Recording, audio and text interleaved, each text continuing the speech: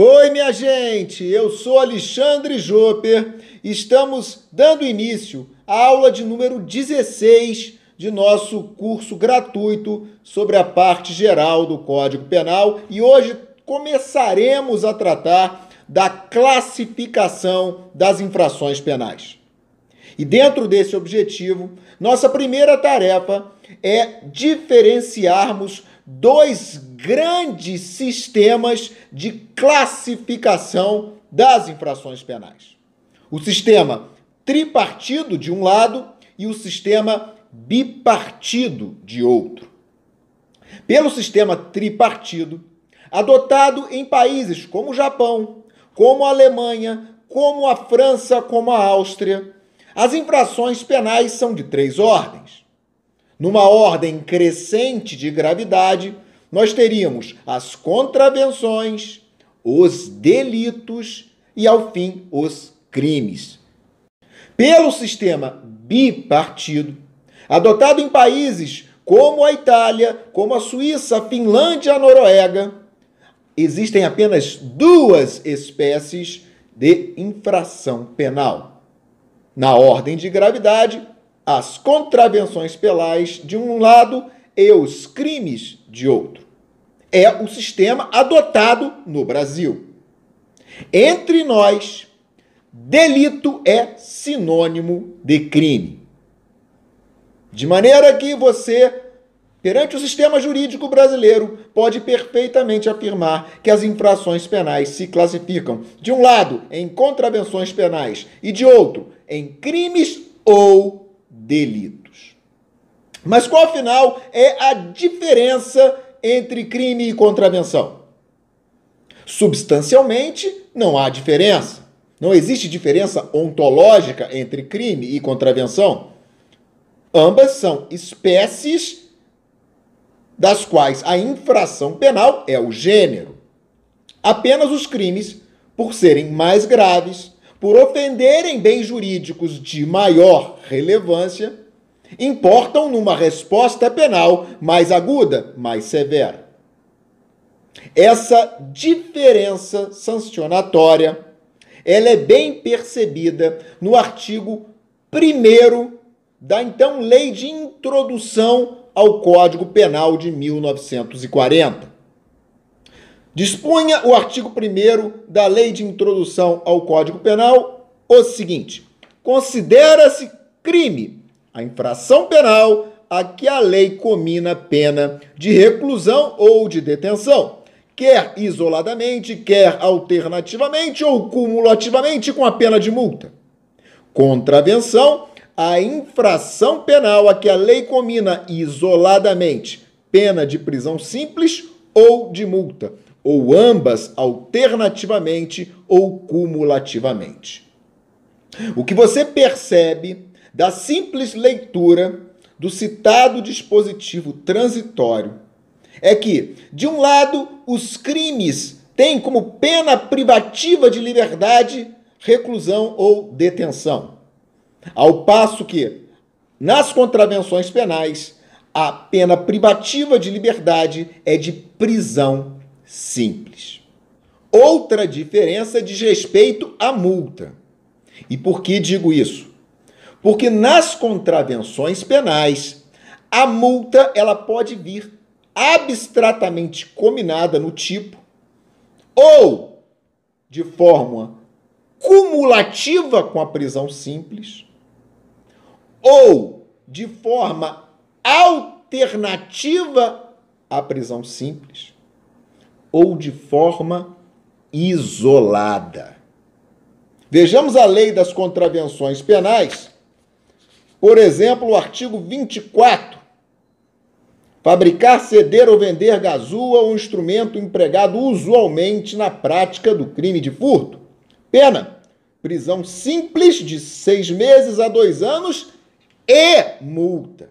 Perceba você que no exemplo fornecido, a multa aqui vem combinada de forma cumulativa com a pena privativa de liberdade de prisão simples.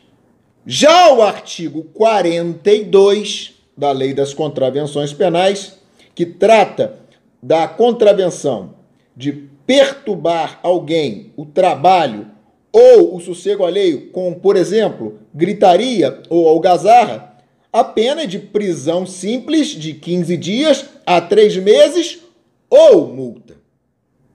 Perceba você aqui que no artigo 42, a pena de multa vem cominada abstratamente de forma alternativa à pena de prisão simples. Ou você pode ter nas contravenções penais uma terceira opção, quando a multa vem cominada de forma isolada, como é o caso do artigo 38 da LCP. Provocar abusivamente emissão de fumaça, vapor ou gás que possa ofender ou molestar alguém. Pena, multa, pura e simplesmente.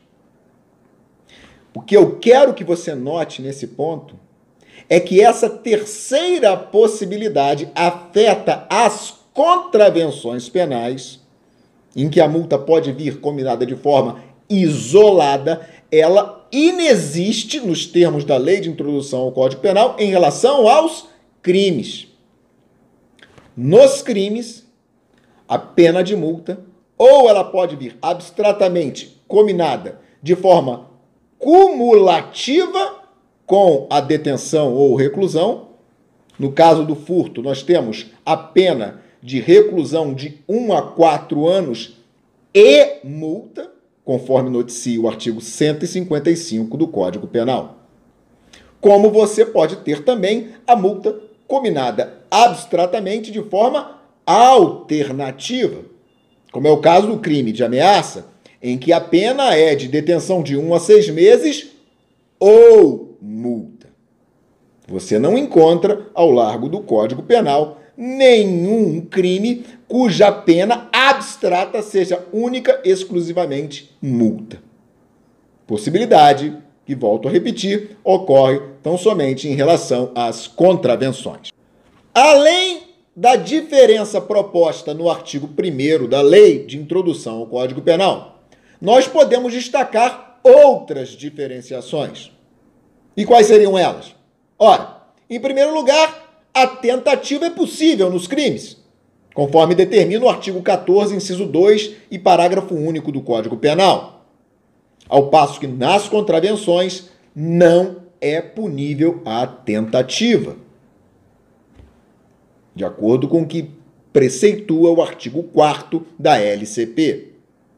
Nos crimes, é possível, em determinadas situações referidas no artigo 7º do Código Penal, que a lei penal brasileira seja aplicável ao fato cometido no exterior. São as hipóteses, como vimos no curso, de extraterritorialidade da lei penal brasileira em relação a certos crimes cometidos em certas situações.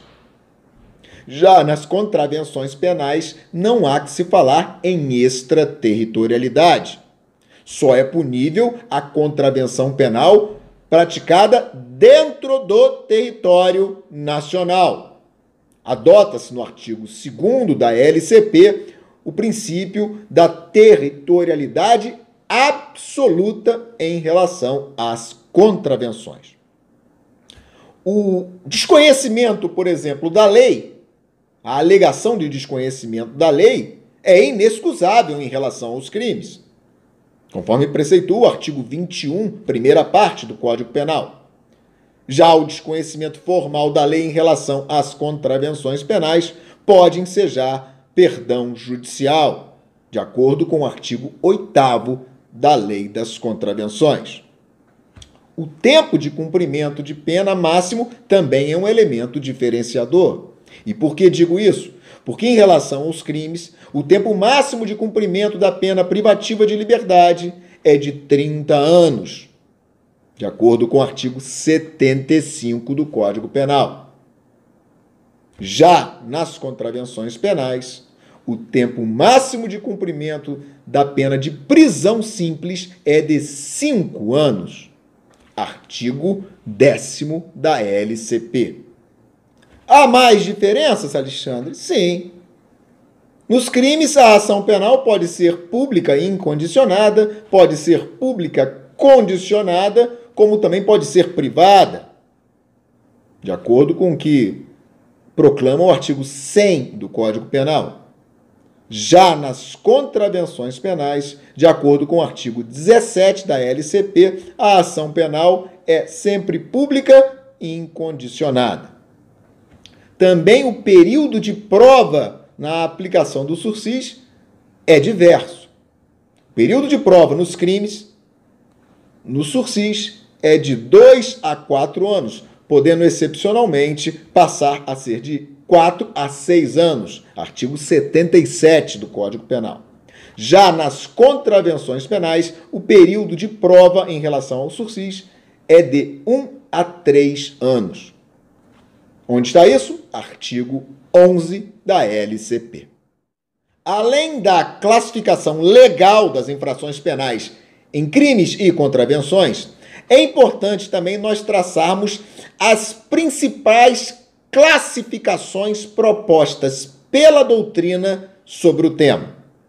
Evidentemente, não temos a pretensão de exaurirmos as quase infindáveis classificações constantes das diversas obras doutrinárias no campo penal.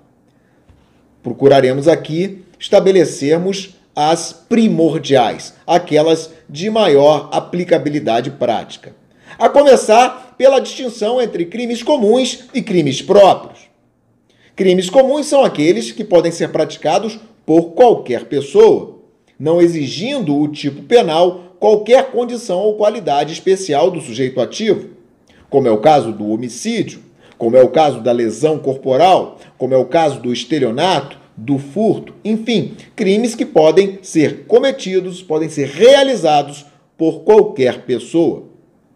De outro giro, há uma categoria de crimes cujas descrições típicas demandam, reclamam uma certa condição ou qualidade especial do sujeito ativo.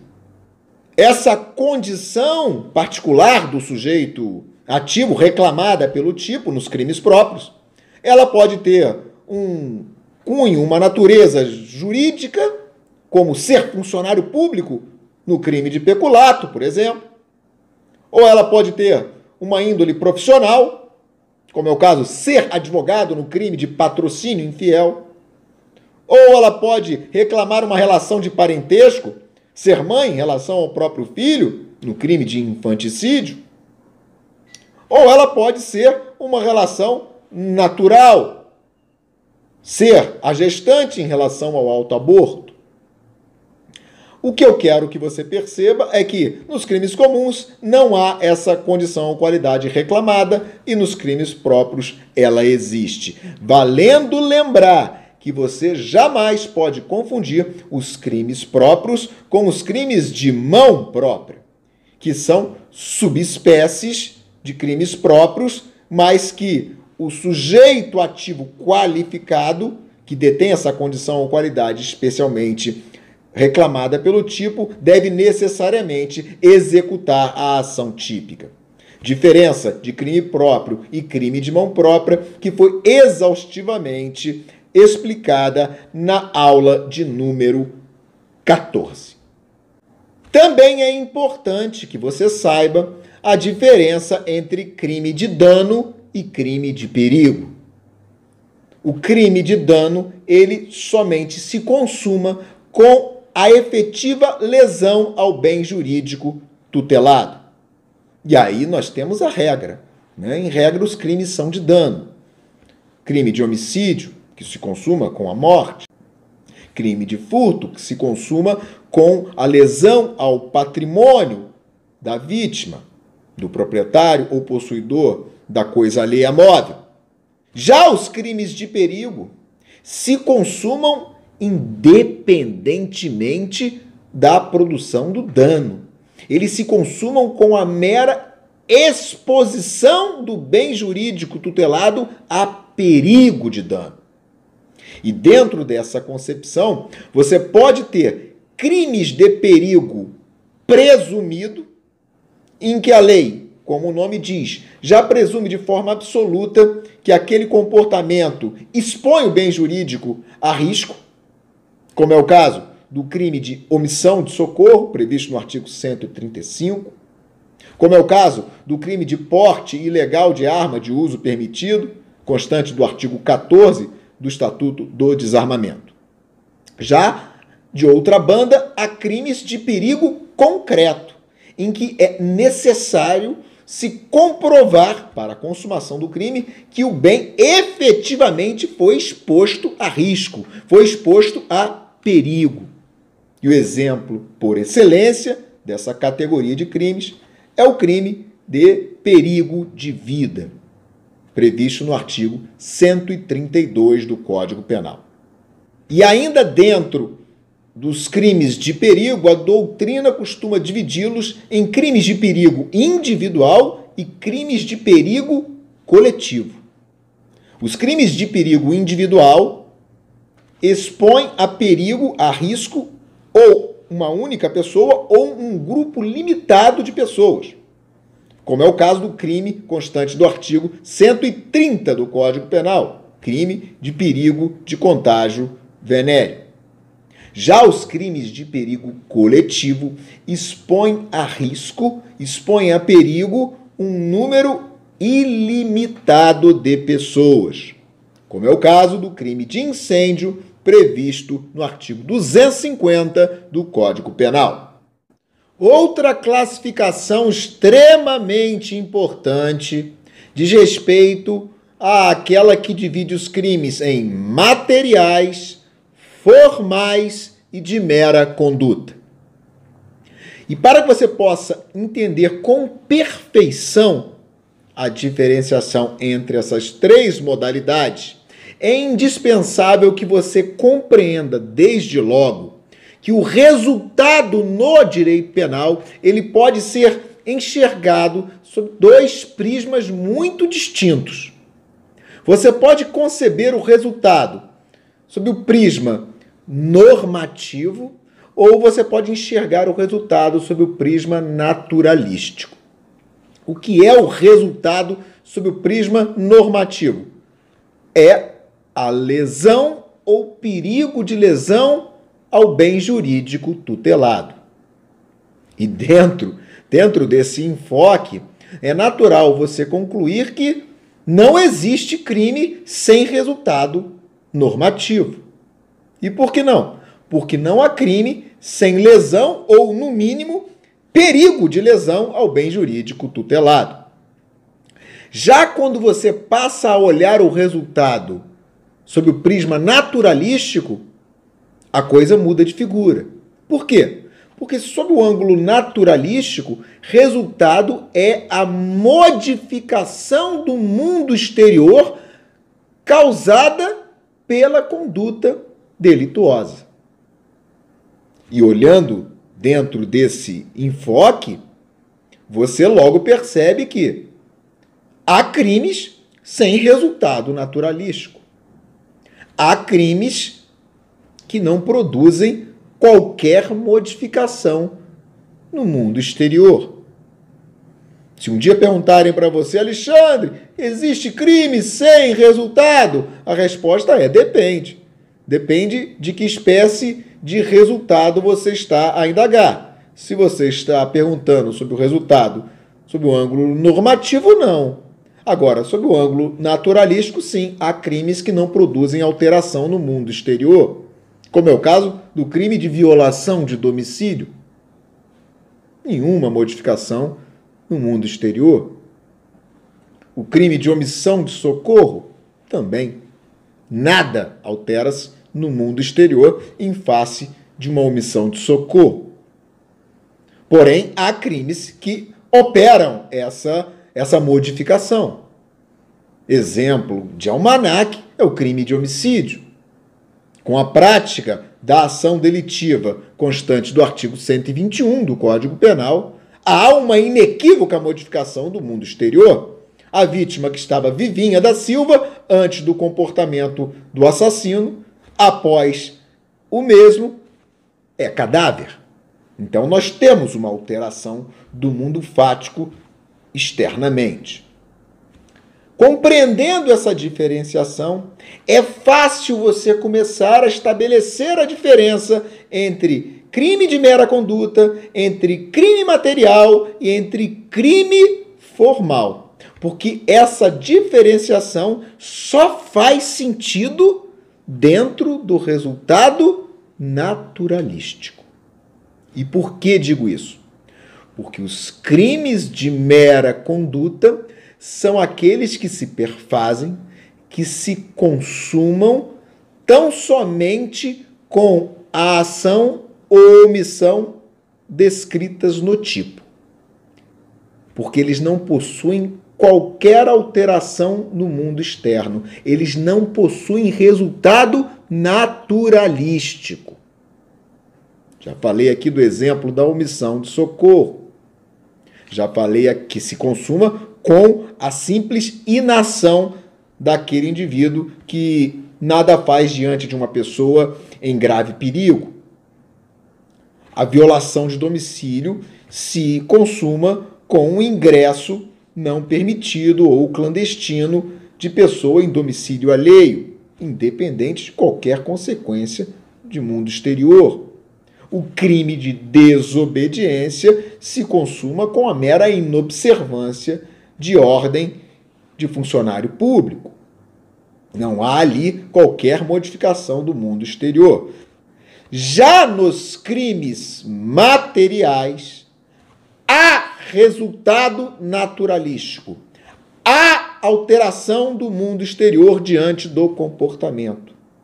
E mais que isso, nos crimes materiais, essa alteração do mundo exterior ela é necessária para que se possa falar na consumação daquele crime. Então, só há homicídio consumado quando a vítima morre. Ou seja, quando a alteração do mundo exterior inerente ao homicídio ocorre.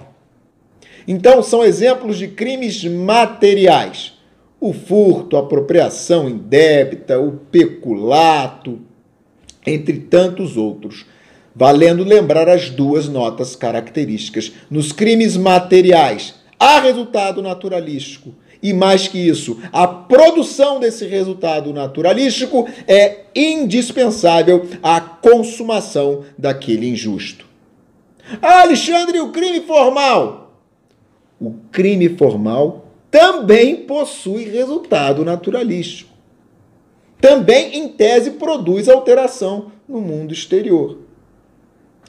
Todavia, no crime formal, a produção efetiva do resultado naturalístico não é necessária à consumação do crime. E por que não é necessária? Porque no crime formal a consumação se dá antes. Por isso o crime formal é tido como crime de consumação antecipada. São crimes que possuem resultado naturalístico, porém, para a consumação do injusto, basta que o indivíduo atue com a intenção de produzir aquele resultado naturalístico. Um exemplo emblemático de crime formal diz respeito ao crime de extorsão mediante sequestro.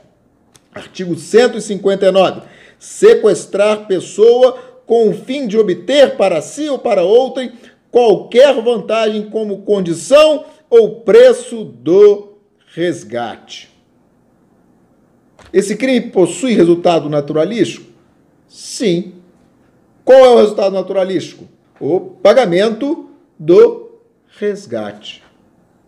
Agora, é necessário para a consumação do crime de extorsão mediante sequestro que exista o efetivo pagamento do resgate exigido como condição à libertação da vítima?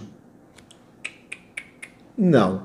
E por quê? Porque você percebe que o artigo 159 é muito claro ao descrever a seguinte conduta típica: sequestrar pessoa com o fim de obter para si ou para outrem qualquer vantagem como condição ou preço do resgate. Você percebe justamente aquela nota característica referida há poucos segundos atrás. No crime formal há resultado naturalístico, mas este não é necessário à consumação, bastando para a consumação que o indivíduo atue, sequestre a vítima, com o fim de produzir o resultado naturalístico, ou seja, com o fim de obter o preço como condição ao resgate e libertação da vítima. Querem ver outro conjunto de exemplos que irá tornar cristalina essa diferença entre crime material e crime formal, ambos possuidores de resultado naturalístico? Vejamos as diferenças nas descrições típicas dos crimes de extorsão e de estelionato. O crime de extorsão previsto no artigo 158 fala o seguinte: constranger alguém mediante violência ou grave ameaça e com o intuito de obter para si ou para outrem indevida vantagem econômica a fazer, tolerar que se faça ou deixar de fazer alguma coisa. Pena reclusão de 4 a 10 anos e multa. Qual o resultado naturalístico, se é que ele existe? Existe. O resultado naturalístico constante do artigo 158 é a obtenção da indevida vantagem econômica. Pergunta-se: para a consumação do crime de extorsão, é necessária a efetiva obtenção pelo agente da indevida vantagem econômica? Não. Você percebe pela simples leitura do artigo em comento que basta que exista constrangimento mediante violência ou grave ameaça com o intuito de obter para si ou para outrem aquela indevida vantagem econômica. Então você tem clássico exemplo, inclusive esse caráter formal é consagrado na súmula 96 do STJ, você tem clássico exemplo de crime formal ou de consumação antecipada no delito capitulado no artigo 158. Vejam a diferença redacional do artigo 158 para aquela proclamada no artigo 171 do Código Penal, que versa sobre o crime de estelionato. E aí vocês vão me dizer se o estelionato é crime formal ou é crime material. Diz o artigo 171. Obter para si ou para outrem vantagem ilícita em prejuízo alheio, induzindo ou mantendo alguém em erro mediante artifício, ardil ou qualquer outro meio fraudulento.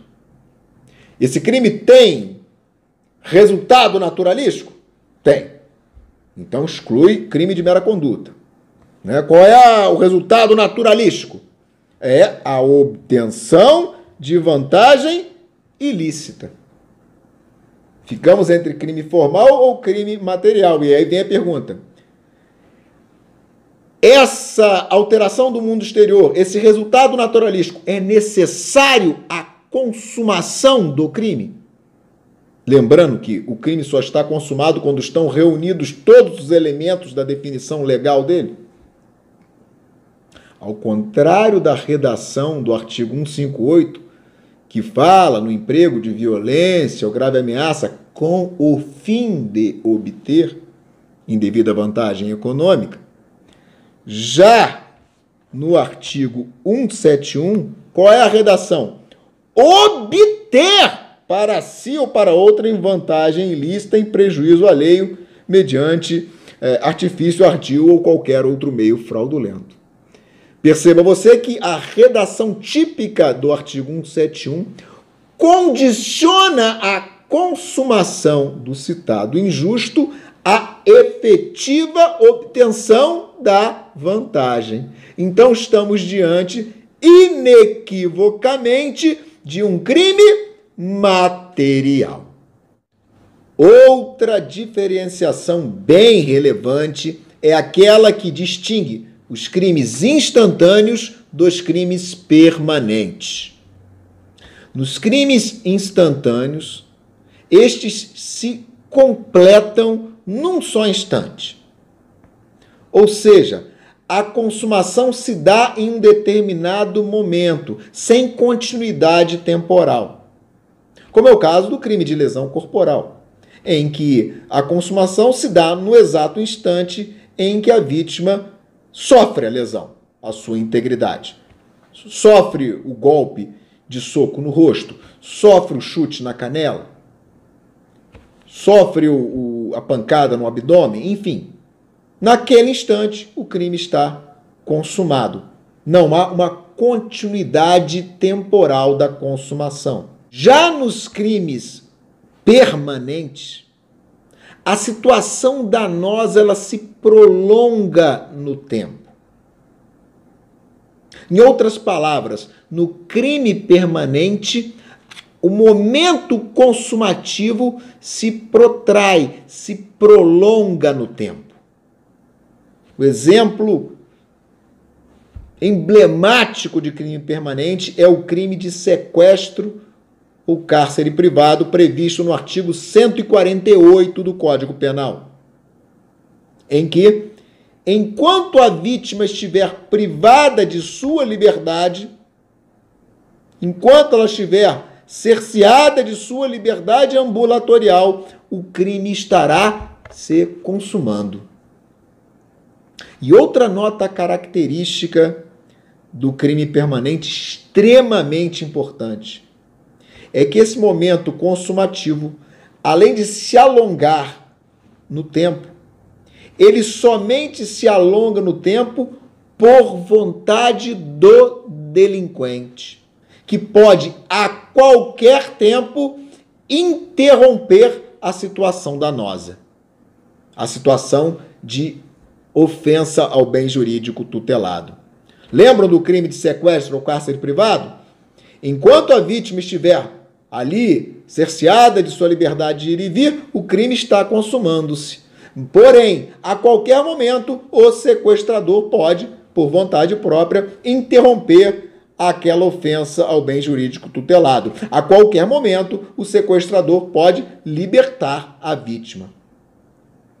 E essa segunda nota característica do crime permanente é que justamente fará com que você jamais confunda crime permanente com crime instantâneo de efeitos permanentes.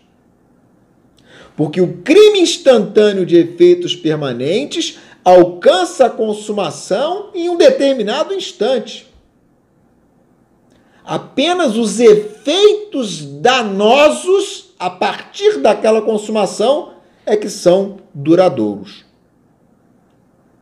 independentemente da vontade do delinquente, que nada mais pode fazer para cessá-los. Exemplo, homicídio. Homicídio é crime instantâneo.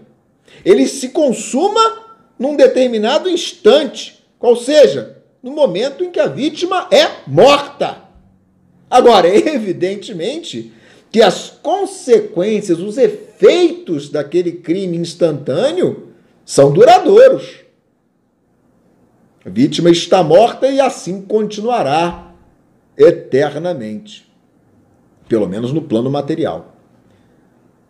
E digo mais, o delinquente nada mais pode fazer para reverter essa situação danosa, para interromper as consequências danosas daquele homicídio.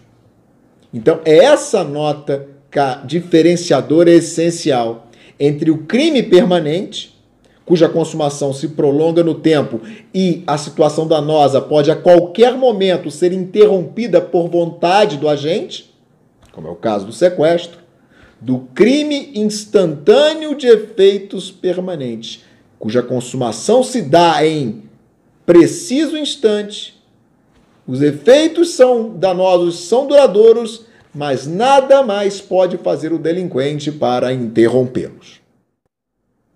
Finalizando essa primeira parte da classificação doutrinária das infrações penais, importante nós estabelecermos uma rápida diferenciação entre crimes principais e crimes acessórios.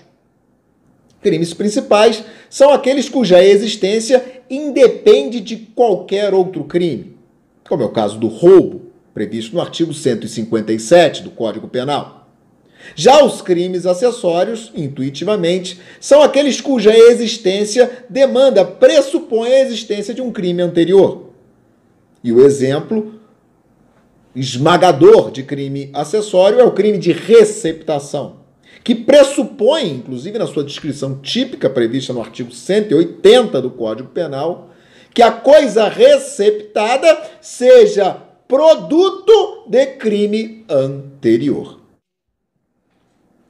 Meus queridos amigos e amigas, uma vez encerrada essa primeira parte de classificação das infrações penais, no encontro posterior, nós ultimaremos o tema com a análise das demais classificações principais propostas pela doutrina.